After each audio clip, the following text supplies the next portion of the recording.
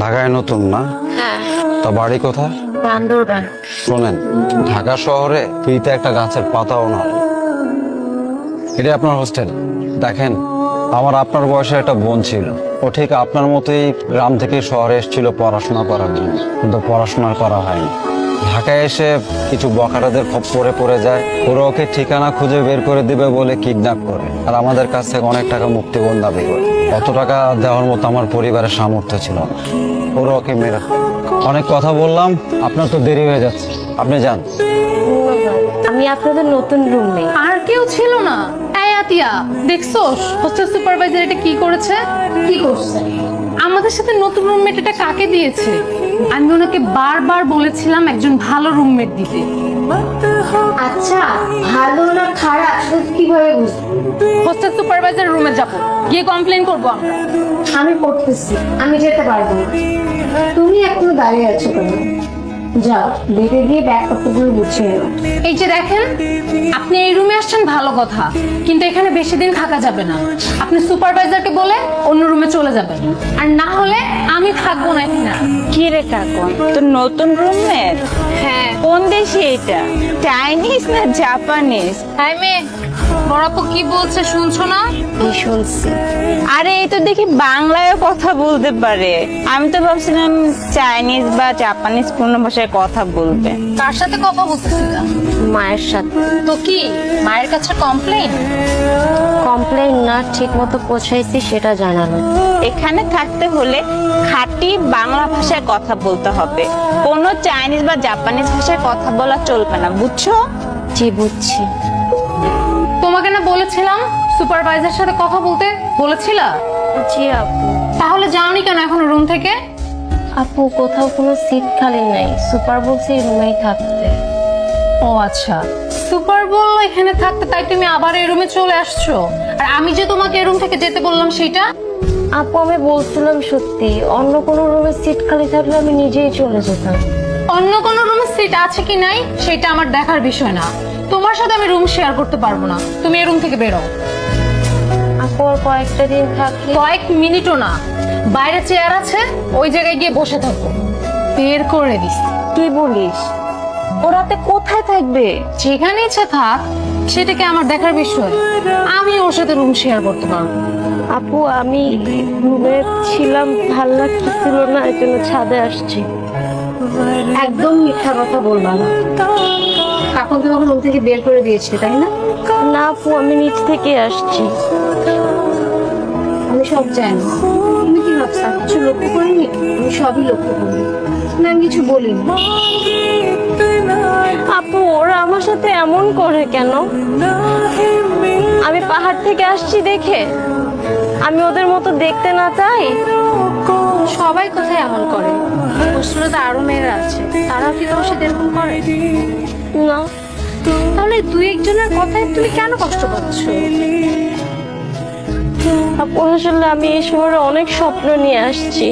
লেখাপড়া করব, একটা ভালো চাকরি করব, বাবা মার দুঃখ দূর করব, কিন্তু এখানে এসে আমার মনে হচ্ছে আমার ফিরে যেতে হবে। আমি এখানে কোনো মতে সার্ভাইভ করতে পারতেছি না। দেখো, আমরা যারা এই শহরে বাইরে থেকে আসি তারা অনেক স্বপ্ন নিয়েই আসে, যে ভালো একটা জায়গায় পড়াশোনা করব, ভালো জায়গায় চাকরি করব। কিন্তু আসার পর আমাদের ধারণাগুলো সব ভুল প্রমাণিত হয়। আমরা যতটা সহজ মনে করি আসলে ততটা সহজ না। আর তুমি হচ্ছে এদেশের একজন গর্বিত নাগরিক। আমি যে সুযোগ সুবিধাগুলো পাচ্ছি তুমিও পাচ্ছ। আমার জন্য যে আইন তোমার জন্য সেম। তুমি এই রুমে কেন আসছো? তোমাকে বলছেন এই রুমে আসবা না? এই রুম আমার, আমি এই রুমে থাকবো। তোর সাহস তো কম না, তুই আমার মুখে মুখে তর্ক করিস। বের হ রুম থেকে। আমি এই রুম থেকে যাব না। আমার তো এই রুমে থাকতে কোনো সমস্যা হচ্ছে না, সমস্যা হচ্ছে আপনার। আপনার সমস্যা হলে আপনি বের হয়ে যান রুম থেকে। কোথা থেকে এক বিদেশি মেয়ে উড়ে এসে জুড়ে বসছে, আমাকে বলে আমার রুম থেকে বের হয়ে যেতে। বিদেশি মানে? কে বিদেশি? আমি এদেশের নাগরিক, একজন গর্বিত নাগরিক। এদেশ আপনার যতটাই, ঠিক ততটাই আমার। উড়ে এসে জুড়ে বসছে মানে কি? আমি কোত্থেকে উড়ে আসছি? আমি তো অন্য কোনো দেশ থেকে আসিনি। এ দেশ আমার, এটা আমার জন্মভূমি। এই দেশের যতটা অধিকার আপনার রয়েছে ঠিক ততটাই আমার অধিকার রয়েছে। আপনি সমতল ভূমির মানুষ, আমি পাহাড়ে বড় হওয়া মানুষ, আমি জানি কিভাবে সার্ভাইভ করতে হয়। সুতরাং আপনি নিজেকে সম্মান দিতে হলে আপনি আরেকজনকেও সম্মান দেন। কি রে দেখো, চুপ হয়ে গেলে কেন? একটু আগে কি যেন বলতেছিলি? কি কথা শেষ নাকি কথাই খুঁজে পাচ্ছিস না? মানে তোরা প্ল্যান করেছিস আমাকে অপমান করার জন্য? প্ল্যান? আমি তো দেখতেছি এই মেয়েটা আসার পর থেকে তুই ওকে বিভিন্ন ভাবে অপমান করে যাচ্ছিস। আমি সবই দেখতেছি কিন্তু আমি কিছু বলতেছি না। আচ্ছা, তোকে একটা কথা মনে করি, এই যে কিছুদিন আগে তুই হোস্টেলে ফেরার সময় রাস্তায় কিছু বকাটে ছেলে তোকে হ্যারাস করলো, তুই তো হোস্টেলে ঢুকি সেই কি কান্নাকাটি, তখন আমরা সবাই মিলে তোকে মেন্টালি সাপোর্ট দিয়ে ওই জায়গা থেকে বের করে নিয়ে এসেছি। আর সেই তুই কি না এই মেয়েটাকে অপমান করে যাচ্ছিস। আচ্ছা তুই একবার ভাবতো, ও তোর পরিবার ছেড়ে চলে এসেছে, ঢাকা তোর কেউ নেই, তো আমাদের তো উচিত ছিল ওকে পরিবারের মতো করে মেন্টালি সাপোর্ট করা। তুই সেটা না করে তোকে বের করে দিচ্ছিস। আচ্ছা ধর তুই ওকে বের করে দিবি, ও কোথায় যাবে? আজকে ওর যদি কোনো দুর্ঘটনা ঘটে তুই সারা জীবন নিজেকে মাফ করতে পারবি তো? আমি সরি। আমাকে কেন সরি বলছিস? যদি সরি বলার হয় ওকে বল। সরি আপু, আমাকে মাফ করে দিও। সরি কেন বলতেছেন আপনি?